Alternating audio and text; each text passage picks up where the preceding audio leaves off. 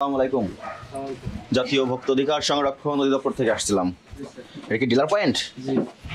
কি কি তেল বিক্রয় করছেন? সয়াবিন, সরিষার তেল।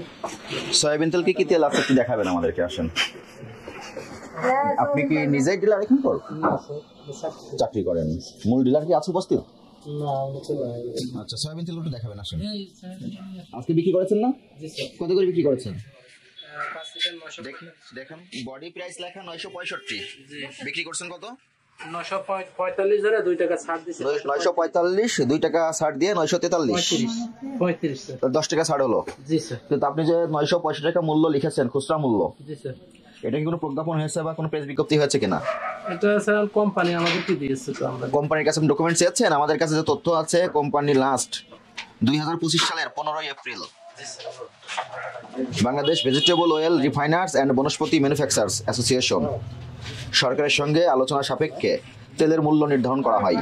সেখানে 5 লিটার বোতলজাত সয়াবিন তেলের মূল্য 922 টাকা।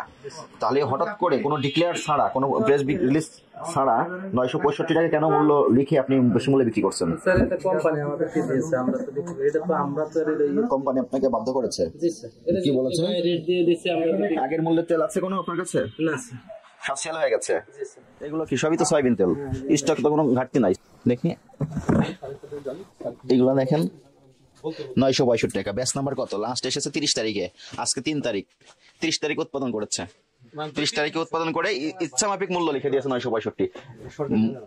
মূল্য নির্ধারণ করার একটা তো প্রক্রিয়া আছে, পদ্ধতি আছে, তাই না? আপনার কাছে পণ্য থাকলেই আপনি বাজারে প্রথমে সংকট তৈরি করছেন, তারপর দাম বাড়িয়ে দিচ্ছেন অযৌক্তিকভাবে, এটা পারবেন না। তেলেরটা দেখেন। যায় নাই এই যে তেলের এটা 1 লিটারটা 196 না 98?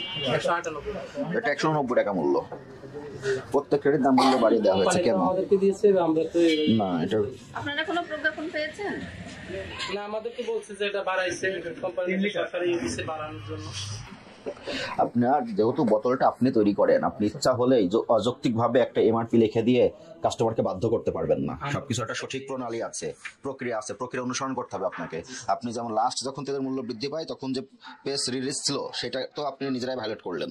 তাহলে এখন যে আপনি যেটা 982 টাকা উল্লেখ করেছেন, এটার প্রেস রিলিজটা আমাদেরকে দেখান। আমাদেরকে তো কোম্পানি দিয়েছে স্যার, আমরা তো দেখান, রিলিজটা দেখান। আপনি কোম্পানিকে জানিয়ে দিবেন ভোক্তা অধিদপ্তর থেকে অভিযানে আসছে, তেলের মূল্য অযৌক্তিকভাবে বৃদ্ধি করা হয়েছে। ওনারা যে মূল্য বৃদ্ধি করেছেন আপনারা সবাই মিলে, সেটার সঠিক কোনো পদ্ধতি অনুসরণ করা হয়নি এবং কোনো প্রেস রিলিজের মাধ্যমে ভোক্তা সাধারণকে অবহিত করা হয় নাই। সরকারের কনসার্ন বাদেই এটা বৃদ্ধি করা হয়েছে। এটা সরাসরি ভোক্তা অধিকার লঙ্ঘন। সতর্কতামূলক আপনাকে 20,000 টাকা আর্থিক জরিমানা করলাম এবং আপনার এই ডকুমেন্টস কোম্পানি থেকে সংগ্রহ করবেন। যদি প্রেস রিলিজ থাকে, সরকারের সঙ্গে কনসার্ন করে যদি মূল্য বৃদ্ধির কোনো প্রজ্ঞাপন থাকে, সেটা সাপেক্ষে বিক্রয় করবেন, অন্যথায় বিক্রয় করবেন না।